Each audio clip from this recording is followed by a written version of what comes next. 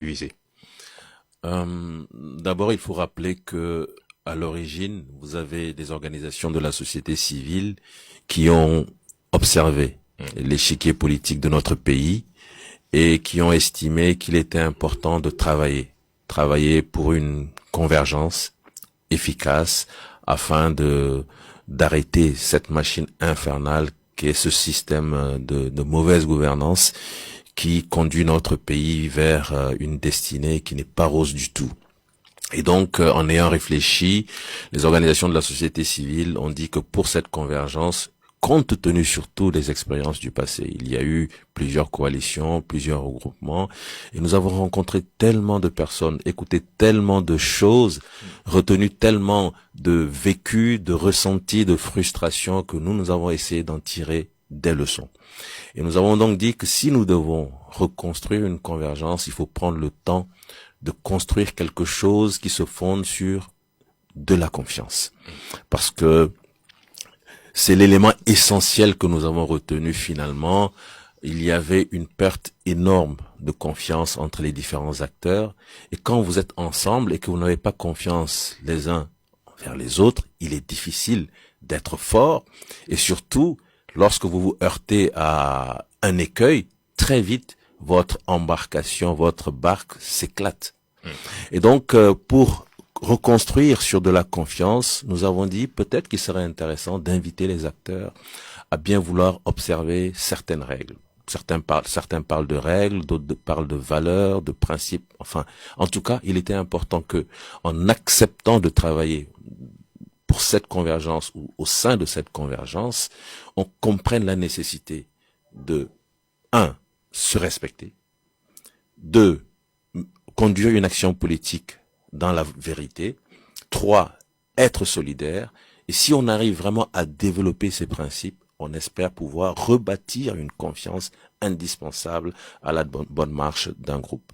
Voilà donc comment est-ce que nous sommes arrivés à produire une charte. Il y a une première version qui avait été signée, et dans cette volonté d'ouverture et de convergence, les discussions se sont poursuivies, d'autres sont venus, et en toute simplicité, nous nous sommes dit, nous n'allons rien imposer à quiconque. D'autres viennent avec peut-être de nouvelles idées qui peuvent être intéressantes, et c'est comme ça que nous avons remis à plat la charte, nous l'avons mis sur la table. Ceux qui sont venus ont aussi apporté. Et vous verrez qu'entre la première mouture qui avait été signée en mars 2025 et celle que nous avons signée le 13 avril 2026, finalement c'est une progression. Il n'y a pas une rupture fondamentale pour dire que ce qui avait été dit n'est pas bon. Au contraire, les gens sont venus plutôt renforcer cette idée de règles, de principes, de valeurs sur lesquelles il fallait construire l'action politique désormais. Et donc, c'est ce que nous essayons de faire. Bien sûr, vous me direz tout à l'heure, peut-être que tout le monde n'est pas encore là. Mais je crois que c'est normal. C'est un processus dynamique qui est en train de se faire. Et il ne faut surtout jeter la pierre à qui que ce soit. Chacun a le droit d'avoir sa perception. Chacun a le droit d'avoir son approche. Mais nous, tout ce que nous disons, c'est que il y a aujourd'hui plusieurs forces inscrites dans la résistance. Et la société civile a dit, plutôt que de laisser les gens, chacun dans son petit cercle, mener des actions, est-ce qu'on ne pourrait pas proposer un espace, un cadre, pour reprendre le terme, dans lequel ceux qui sont vraiment inscrits dans la résistance face à ce que nous vivons peuvent se retrouver, discuter, réfléchir ensemble et ensuite mener des actions ensemble sur la base de principes. Voilà ce que je pourrais dire pour planter le décor. Voilà, vous l'avez dit, aujourd'hui le cadre s'est élargi avec l'entrée de deux nouveaux membres, à savoir le PSR et l'ADI. Alors, est-ce qu'on peut connaître, on peut savoir les conditions? Y a-t-il des conditions particulières pour adhérer aujourd'hui au CRAC? La société civile, dans son approche, a d'abord estimé que l'ouverture, elle est certaine, elle est évidente. Mais cela signifie que lorsque vous arrivez, vous acceptez les principes qui sont aujourd'hui clairement inscrits dans la charte. Mais nous sommes également conscients qu'il y a de vraies frictions entre certaines formations politiques notamment, et peut-être même de la société civile. Et plutôt que de dire aux gens, venez, tout ce qui s'est passé, on met de côté, ce n'est pas grave, c'est l'intérêt du Togo, même si les gens viennent, nous sommes convaincus que ils ne viendront pas vraiment avec cette volonté farouche à 100% de collaborer, en raison des frictions qu'il y a eu. Et donc, l'approche que nous nous avons proposée, c'est celle-ci. Lorsque vous êtes convaincu qu'il y a des difficultés réelles entre des entités politiques notamment, vous organisez ce que je vais appeler des rencontres bilatérales entre ces formations. Pardon. Et on met tout à plat. Voilà ce qui s'est passé, voilà ce que celui-ci a comme ressenti, voilà ce que vous avez fait selon cette personne, et chacun discute. Et je vous assure que ça a permis, je ne peux malheureusement pas rentrer dans le détail ici sur la place publique, mais il y a eu des rencontres qui ont été effectuées, comme je viens de le dire, sur ce modèle, et qui ont permis à un moment donné mais d'aplanir des situations qui paraissaient explosives. Je donne juste un exemple sans citer les noms. Il y a eu une rencontre où le président Apévon et moi étions, entre guillemets, des médiateurs, et les différents protagonistes, au bout d'une heure, je vous assure, la tension était très très forte dans la salle. Il a fallu interrompre la rencontre, faire sortir tout le monde, respirer de l'air frais avant de revenir. Et ensuite, la réunion s'est poursuivie, la discussion s'est poursuivie, et à la fin, les deux acteurs, les deux protagonistes ont accepté continuer le travail parce qu'ils se sont expliqués. Ils se sont dit des choses qu'ils avaient en eux, qu'ils ont pu extérioriser et chacun a pu donner son explication. Et donc cette approche, vous comprenez que elle puisse expliquer que le processus soit un peu long. Nous sommes dans ce processus depuis juin 2024. En juin, ça fera 2 ans. C'est un peu long, mais ça nous paraît beaucoup plus sain aujourd'hui compte tenu de l'environnement politique de notre pays. Voilà, aujourd'hui le CRAC se présente comme une plateforme hybride, à la fois politique et citoyenne. Partis politiques et organisations de la société civile qui marchent ensemble, vous estimez que c'est vital pour notre démocratie? Alors, avant de répondre, je vois que vous revenez beaucoup sur la terminologie CRAC. C'est vrai que initialement la charte qui avait été signée en 2025, c'était la charte du cadre de réflexion et d'action pour le changement. Donc les gens avaient retenu CRAC. Aujourd'hui, justement, un des nouveaux entrants nous a dit mais nous ne sommes plus dans la réflexion. Nous avons déjà réfléchi. Tout au plus, nous pouvons dire que nous sommes dans une phase de concertation pour agir. Et donc, c'est devenu le cadre national de concertation. Le cadre national de concertation. Mais bon, si vous continuez à l'appeler CRAC, je comprends très bien ce que vous voulez dire. Donc, cette précision, quand même, elle est importante. Et donc, ce cadre national de concertation, oui, puisque nous partageons un objectif commun. Il faut changer ce système de gouvernance. Ce n'est pas une attaque contre un individu, ce n'est pas une attaque contre une personne. Nous avons aujourd'hui un système qui régente notre pays depuis près de 6 décennies et qui a échoué. L'échec de ce système, il est patent. Les exemples, vous en avez de toutes sortes. Prenez le tissu économique. Aujourd'hui, nous avons un pays extrêmement corrompu. Le chef de l'État lui-même l'avait dénoncé en 2013 comme un lanceur d'alerte, mais manifestement, il n'avait peut-être pas la volonté ou il n'avait peut-être pas les moyens d'y mettre un terme. Parce qu'aujourd'hui, malheureusement, entre 2005 et 2025, puisque nous avons les résultats de 2025, le Togo n'a pas évolué dans sa lutte contre la corruption. En 4 mandats, le chef de l'État, il faut le dire malheureusement, a échoué dans peut-être sa volonté de mettre fin à cette situation qui insécurise nos ressources internes. Je fais très vite une comparaison avec le Bénin où en l'espace de 2 mandats, Monsieur Talon, le président Talon, a pu ramener le Bénin d'une situation similaire à celle du Togo à une situation honorable. Le Bénin a fait un bond qualitatif. Quand le Togo, en 2025, pointe au 120e rang mondial, le Bénin est au 70e rang mondial. Et quand vous prenez Global Financial Integrity, qui prend le temps, sur 10 années, une décade entière, d'observer les flux financiers illicites en ce qui concerne les échanges commerciaux internationaux, vous vous rendez compte que ce qui se passe dans notre pays, mais c'est extrêmement grave et extrêmement dangereux.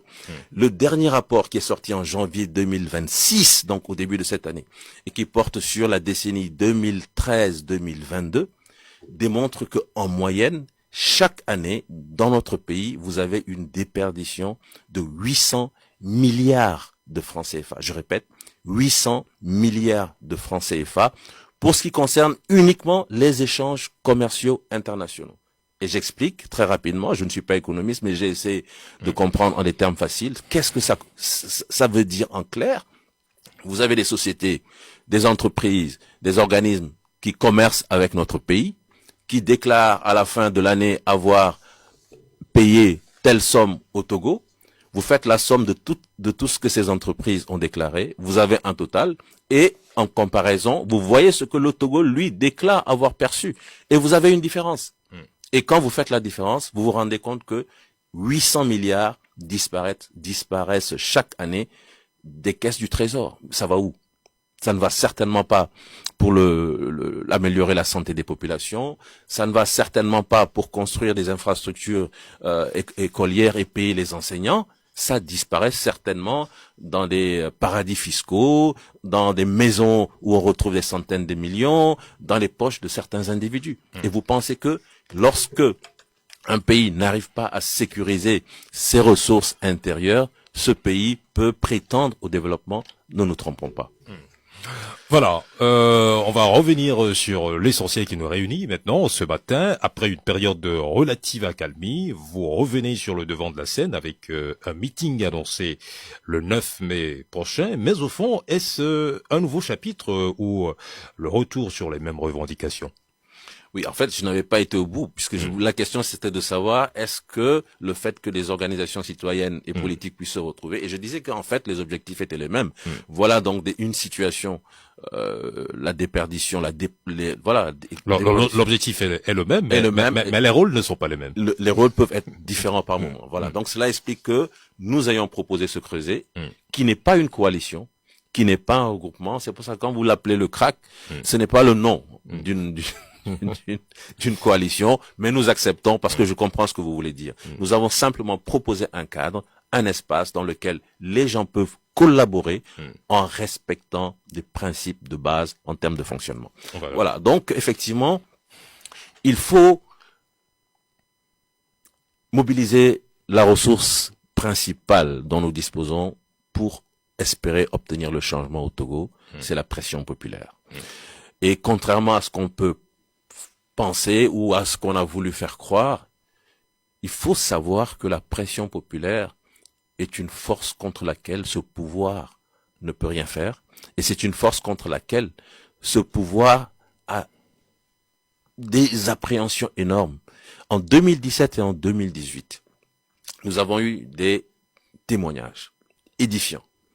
Je donne un premier exemple, c'est un fonctionnaire des Nations Unies, qui n'est pas togolais, qui nous a clairement dit, mais je viens de rencontrer telle autorité politique qui m'a dit, nous avions perdu le pouvoir en 2017 et en 2018. Donc cela veut dire clairement que le pouvoir était à terre. Mais il s'est passé quelque chose et l'opposition n'a pas été en mesure de transformer l'essai. Nous avions réussi à faire tomber le système et je ne vais pas dire suffisait parce que c'est réducteur, mais il fallait mettre en place les procédures, les stratégies pour faire en sorte que le régime change de main et que l'opposition, en tout cas, et ses alliés disposent désormais des leviers de gouvernance du Togo. Nous avons échoué dans cette dernière phase.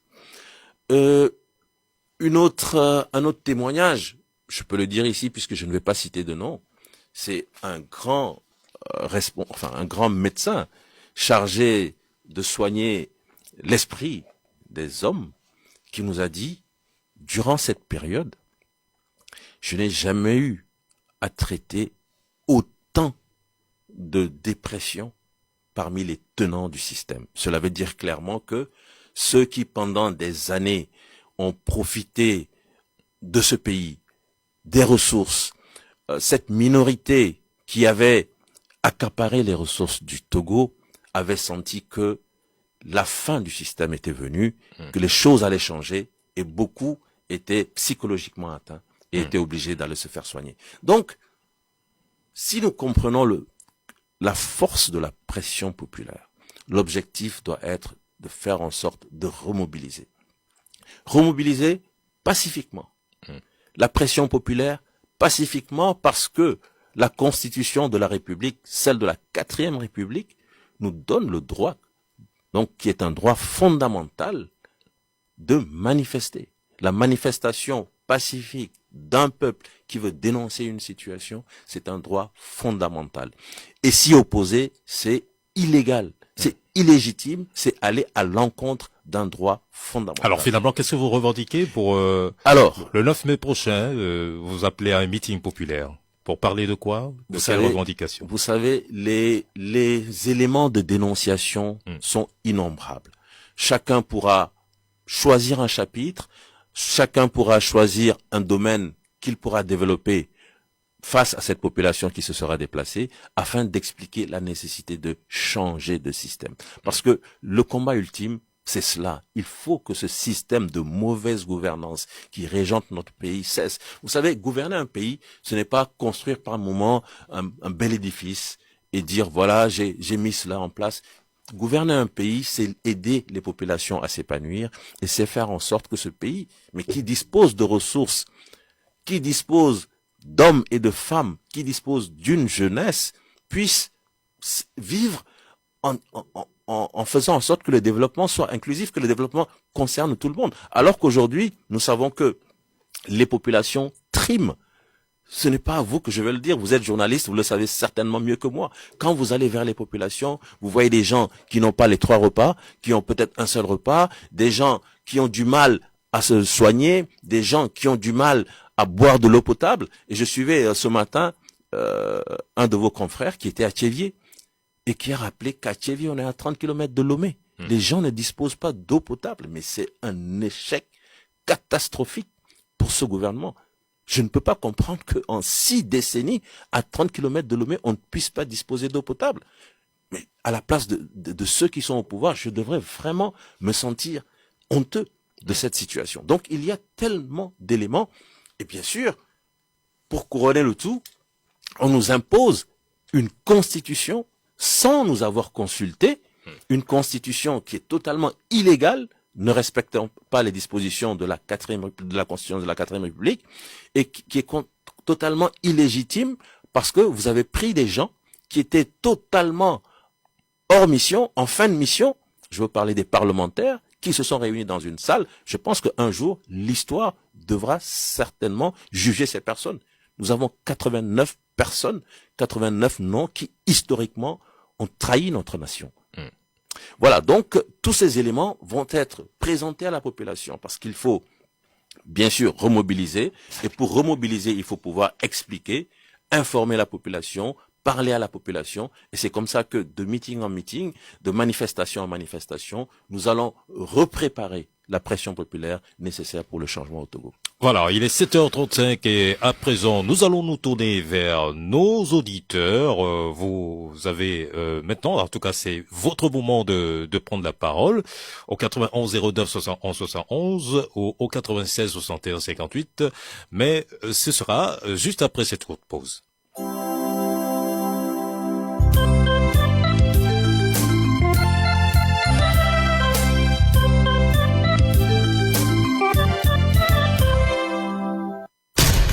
Héritière. Tu peux désormais céder la place à Maousika. Des secrets de famille. Vous êtes la seule personne à pouvoir me donner les réponses à mes questions, s'il vous plaît, mon père. Plongez au cœur d'une histoire authentiquement togolaise. Maousika, le film événement de Steven Haff, débarque en grand le dimanche 19 avril à partir de 15h au Palais des Congrès de Lomé. Entrée 2000 francs CFA, 3000 francs CFA. Réservation 5000 francs CFA.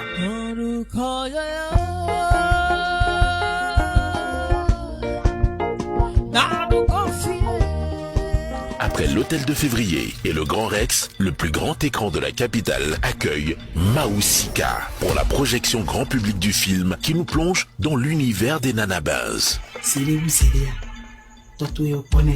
Rendez-vous le dimanche 19 avril à 15h au Palais des Congrès pour vivre des émotions pures. Entrée 2000 francs CFA, 3000 francs CFA. Réservation 5000 francs CFA. Venez vivre un après-midi exceptionnel sur grand écran avec toute votre famille. Je vais te rappeler encore, c'est l'ayant droit du feu, Madame Johnson.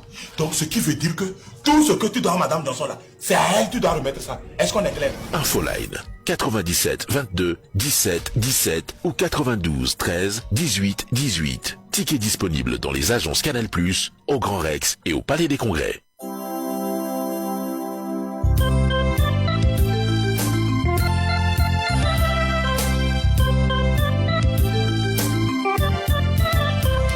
Et voilà, si vous nous rejoignez à l'instant, vous êtes dans le débat de Nana FM, c'est votre tour de prendre la parole.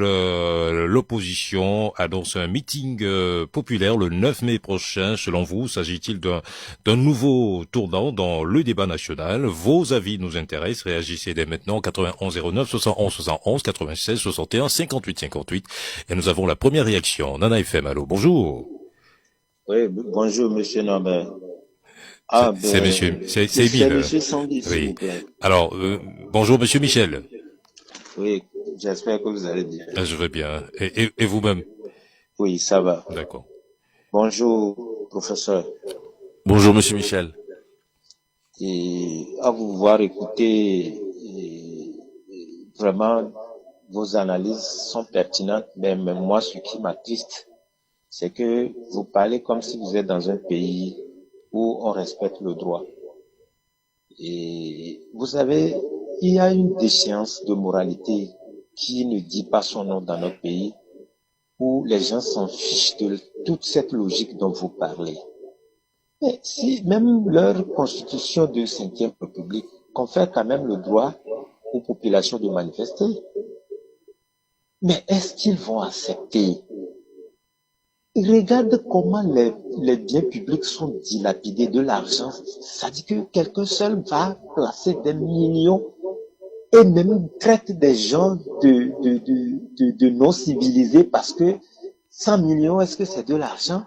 Alors, 500 millions, c'est de l'argent. Michel, Oui. mais qu'est-ce que vous pensez quel regard vous portez sur la mobilisation annoncée pour le 9 mai prochain? Non, justement, j'en viens. C'est pour dire tout simplement que est-ce qu'il y aura la possibilité de faire ça? Parce que s'il y a cette possibilité de faire ça, vous allez voir comment nous allons, ça dit que comment les populations vont réagir. Parce que je sais pas, on a gonflé tellement le ballon de baudruche qu'il est prêt à s'éclater. Nos gouvernants, c'est comme ça qu'ils sont en train de conduire le pays. Et ce n'est pas seulement la manifestation qui fera cette affaire-là, parce que vraiment, je vous dis qu'on est à un niveau où ça risque, c'est-à-dire d'exploser, quoi. On est proche de l'explosion. Le bien que le président du conseil peut faire à ce pays, c'est de passer la main. Parce que lui-même, pour avoir même dénoncé comment on l'appelle, l'évasion des fonds, la corruption, ça dit qu'il n'est pas en mesure de lutter contre ça. Et ça détruit notre vie ensemble. Donc, il faut qu'il passe la main, il faut que ce système change. Parce que si ça ne change pas, vous allez voir un bon matin, eux-mêmes, ils vont se retrouver à la rue. D'accord. Merci.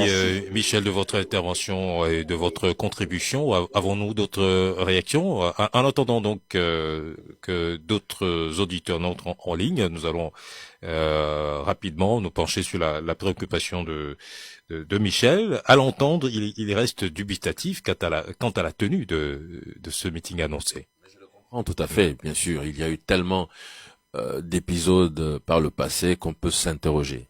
Mais vous savez, comme vous l'avez rappelé, Monsieur Michel, je suis totalement d'accord avec vous. Nous avons un droit fondamental et c'est à nous, justement, d'user de ce droit. On ne peut pas attendre ou se dire que puisqu'il y a des risques qu'ils refusent, nous n'en avons plus jamais demandé aux populations. Vous permettez, désolé de vous interrompre, nous allons prendre un auditeur qui se signale. Dada FM, allô, bonjour. Allô, bonjour, monsieur Sanvi. Bonjour, monsieur Gado, bienvenue dans le débat. La technique ne marche pas bien ce matin. Bon, ce que je voulais demander à notre invité, vous savez, on ne vous demande pas d'aller arracher le pouvoir. Du moins, côté population, là, la vie chère, là, il faut vous unir pour imposer des choses au gouvernement. Et vous voyez, bon, à chaque fois, il y a l'union, éclatement, union, éclatement. Mais c'est pas bien, le pays ne marche pas. Au moins imposer quelque chose à l'État, au profit de la population, au moins ça. Vous savez, moi, ce que je voudrais vous dire au fond de mon cœur ce matin-là, si vous échouez encore, franchement, si j'ai la possibilité, c'est Donatom que je vais vous envoyer, il va venir vous ramasser pour régler vos comptes. Merci, bonne journée, au fond de mon cœur. Merci, bonne journée à vous, Monsieur Gallo. Voilà, donc vous avez maintenant la possibilité de poursuivre votre réflexion. Je disais à Monsieur Michel que je comprends tout à fait sa préoccupation et cette appréhension qu'il a par rapport à cette date prévue pour ce meeting. Nous en sommes conscients.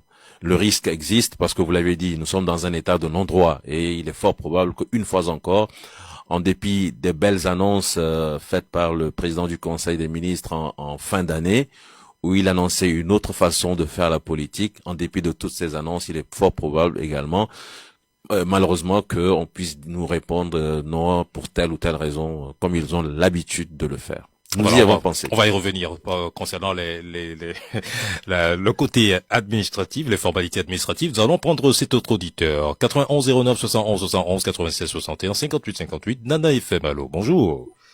Emile, bonjour. Bonjour. C'est monsieur? Basile. Monsieur Basile. Bienvenue dans le débat. Salut, professeur David Dossin. Bonjour, monsieur Basile. Bon. Et je les ai suivis sur le réseau quand ils ont remis l'autre regroupement en place. C'est un cadre, si je veux croire à ce qu'ils ont dit. Et bon, il faut savoir que c'est un grand homme. Et en tant que tel, moi je pense que ce qui me préoccupe pour faire face au régime qui nous régente il y a au moins 6 décennies, moi je pense que il va être comment on dit, le fusible bien la fusible. Je ne sais pas. Hein. On oublie un peu les gens des mots. Oui, alors Basile, Basile, on va aller droit au but. L'opposition appelle à un meeting le 9 mai prochain. Alors, quel est votre avis sur cette initiative? Le 9 mai prochain, je pense qu'ils sont en deux. Quand ils appellent pour ça, l'autre côté fait quoi? L'autre côté qui laisse là fait quoi? Il veut être toujours effrité face à ce qui nous a dommagé il y a au moins 6 décennies. Mais moi, je veux qu'on dise que c'est toute la population. Les deux groupes-là, presque, ils font toute la population. C'est toute la population qui s'est levée. Je les entendais hier en disant que non, on ne veut pas le nombre, on ne veut pas. Depuis, ils ne voulaient pas le nombre là. Le régime là n'est pas là en train de nous faire souffrir. Bon, moi, c'est ce que je peux vous dire. Hein. Merci Basile. Bonne journée, merci d'avoir participé à ce débat. Nous allons prendre notre auditeur, Nana FM. Allô, bonjour. Allô, bonjour. Bonjour, c'est monsieur? Bonjour, professeur. C'est monsieur? C'est monsieur Ayao du Zanguera. Ayao. Zanguera. Bon, je voudrais poser une seule question. On parle de manifestation. Si on nous fait cette manifestation, on nous oppose une force brute. On tue des gens, on emprisonne des gens, et nous n'avons pas la possibilité de réagir. Qu'est-ce qu'on fait en ce moment-là? Parce que ce que vous projetez, il se prépare déjà pour opposer encore une force brute. En ce moment précis, on fait quoi? Bonne journée. Merci, bonne journée à vous, monsieur Ayao, qui nous appelait de Zanguera. Nous allons prendre cet autre auditeur, Nana FM. Allô, bonjour. Allô. Allô, bonjour. C'est monsieur Ayaovi. Monsieur Ayaovi. Ayaovi d'Atiego. Ayaovi d'Atiego. Allez-y. Est-ce que je vais demander, monsieur, celui qui est à côté de vous là. Bon, oui, notre invité, c'est le professeur David Dosset. Oui, monsieur David. Bon, je vais demander, est-ce que le gouvernement va accepter qu'ils vont se réunir ou vont faire maintenant le meeting là, puisqu'ils ont beaucoup de choses, des arguments à donner. Quand vous voulez faire ça là, ils n'acceptent jamais à faire ça là. Est-ce qu'ils vont accepter maintenant que vous allez faire maintenant ce meeting-là? C'est ça que moi je veux savoir. Voilà. Merci, monsieur Ayaovi. Nous allons prendre le dernier intervenant. Nana FM, allô, bonjour. Allô, bonjour. Bonjour, c'est monsieur Yoshua. Monsieur Yoshua, vous nous appelez d'où? Depuis Zanguera. Zanguera, oui. Oui. Oui, allez-y. Oui, j'ai une question à l'invité. C'est pour lui rappeler que avant même, les gens étaient allés jurer devant le monument, je crois, hein, ils avaient juré, ils avaient juré la loyauté, mais on a vu comment ils se sont chamaillés à la fin. Maintenant, quelle garantie ils vont donner plutôt au peuple? Ils ne vont pas répéter les mêmes erreurs parce que nous sommes fatigués de leur enfantillage de l'opposition. Merci. Merci, merci infiniment de vos interventions. Voilà, monsieur Yoshua qui nous a appelé. Je pense que la plupart des préoccupations se recoupent. Hein. Alors, on va peut-être commencer par Yoshua qui voudrait savoir quelle garantie pour éviter que vous vous entre-déchirez comme c'était le cas par le passé. Voilà. Alors, c'est comme pour résumer un peu son idée. Alors, c'est comme si vous avez un couple devant vous et vous demandez à l'homme ou à la femme quelle garantie vous nous donnez il n'y aura jamais de divorce dans votre foyer. Je pense qu'il y a des questions pour lesquelles il est d'abord difficile d'apporter des réponses. Il y a des questions qu'on ne pose pas. Aujourd'hui, nous sommes dans une situation qui nous concerne tous. Nous sommes en train de parler de ressources en déperdition. Nous sommes en train de parler d'un système de santé pour lequel vous voyez des témoignages tous les jours. Des gens qui arrivent, qui sont couchés par terre. Des femmes qui accouchent par terre. Nous sommes en train de parler d'un pays où en 60 ans, quand vous allez voir les salles de classe, vous détournez le regard et vous versez des larmes. Nous sommes en train de parler d'un pays où on peut vous arrêter et vous mettre en prison pendant des mois, pendant des années, vous torturez alors que vous n'avez pas volé, vous n'avez pas tué. Si cela ne suffit pas pour donner la force et le courage à tous ceux qui ont posé ces questions en ayant des doutes, je ne sais pas quelle situation il faudra pour que les Togolais se disent « Je suis un homme digne, je suis une femme digne ». J'ai entendu des gens dire quelle garantie? Je ne donne pas de garantie. Je ne suis pas là pour donner des garanties. C'est pas mon objectif. Je suis là pour dire aux gens, nous sommes un peuple qui a perdu sa dignité. On nous a volé notre souveraineté. Levons-nous. Je me répète, je ne donne aucune garantie. Ce n'est pas mon objectif. Je suis venu pour dire aux gens, nous sommes dans une situation où nous ne sommes plus un peuple libre.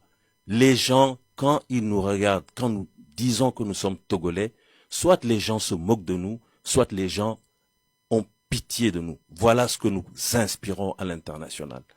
Je veux être citoyen d'un peuple, d'un pays libre. Je ne suis pas un sujet. Et aujourd'hui, tout ce qui est fait donne le sentiment que la République est en train de se monarchiser. Je veux être un citoyen capable de choisir ses dirigeants. Je ne veux pas être le sujet d'un monarque. C'est ce que je dis ce matin. Voilà, il y a plusieurs questions qui reviennent et je reviens donc sur ce qui a été dit. Bien évidemment, compte tenu de la réalité de notre pays, quand vous voulez organiser une manifestation, nous savons ce que cela peut entraîner. Nous avons discuté, nous avons réfléchi. Il est important, surtout dans cette phase de relance, d'assurer l'intégrité physique de tous ceux qui vont arriver. Si demain, le pouvoir refuse cette manifestation, je pense que nous n'irons pas dans une épreuve de force. Nous venons de commencer quelque chose.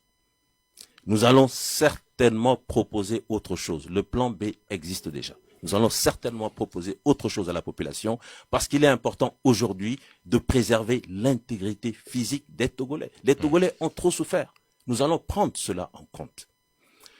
Et cela va permettre de régler cette histoire d'autorisation ou non. Si nous avons l'autorisation, j'espère, comme M. Michel a dit, le premier intervenant, les Togolais sont prêts à démontrer leur volonté de changement. C'est ce que nous disons. Alors, est-ce que tout de même sur le plan administratif, tout sera bien sûr, tout sera en règle pour encadrer le meeting? Nous suivrons les procédures légales en matière d'organisation de manifestations publiques. Nous suivrons les procédures légales et nous savons que généralement, vous savez, ce pouvoir, il attend la veille ou l'avant-veille pour vous donner une réponse. De façon totalement illégale, c'est ce qui se passe. Mais nous comptons tenir compte de tout cela. Si l'autorisation est là, j'espère que les Togolais sont conscients que ce ne sont pas les quelques personnes qui se sont mises à la table pour leur lire une déclaration qui apporteront le changement. Chaque Togolais doit se poser la question désormais de savoir, mais qu'est-ce que moi je fais pour que le changement intervienne dans ce pays? S'il faut attendre que ce soit Paul et Jacques et Pierre qui s'embrassent pour dire, ah bon, maintenant Paul, Jacques et Pierre se sont embrassés, bon, maintenant je pense à me lever pour aller, c'est un faux problème. C'est un prétexte que certains mettent en avant pour tout simplement justifier leur peur et leur incapacité à participer à l'action collective. Aujourd'hui, nous voulons être dans un projet cohérent. Depuis bientôt 2 ans, la société civile a fait son choix.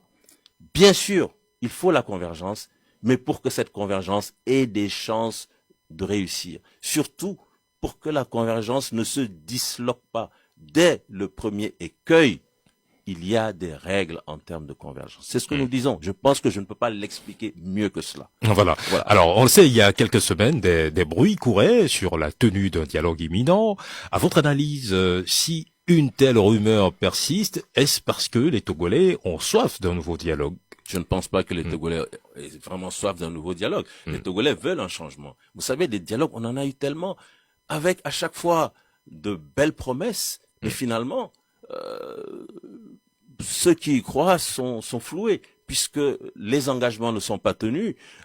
Prenez tous les engagements, l'APG avec tout ce qui avait été prévu en termes de réformes politiques, en termes de même faire en sorte qu'il y ait une vraie unité nationale. Moi, je ne vois pas ce qui a été fait dans ce sens. Aujourd'hui, les réformes, on n'en parle plus. C'est plutôt un autre système qu'on nous impose, ce soi-disant système parlementaire, ou bon, bref, pour dire que je ne pense pas que les Togolais se disent aujourd'hui la solution, c'est un dialogue national. Voilà. Concrètement, qu'attendez-vous des autorités à l'issue de ce meeting? Notre objectif principal, c'est d'abord la population togolaise. Nous voulons organiser un meeting le 9 mai pour nous adresser au peuple togolais. Et j'espère que si ce meeting est accepté par l'administration, j'espère que les Togolais ne resteront pas à la maison pour se dire que la lutte va se faire dans les salons, sur les téléphones, à travers les réseaux sociaux.